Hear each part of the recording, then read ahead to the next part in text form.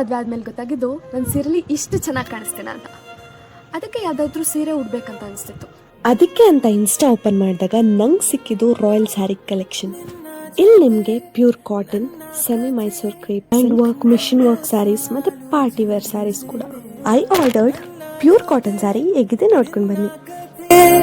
ಬೇರೊಂದು ಲೋಕ ಸೃಷ್ಟಿಸಿದೆ ಎಂದು ಹೀಗೆ ಆಗಿಲ್ಲ, ಏನು ಇದರ ಸೂಚನೆ? ನೂರು ವಿಷಯ ಎತ್ತರೂನು ನಿನ್ನದೊಂದು ಯೋಚನೆ.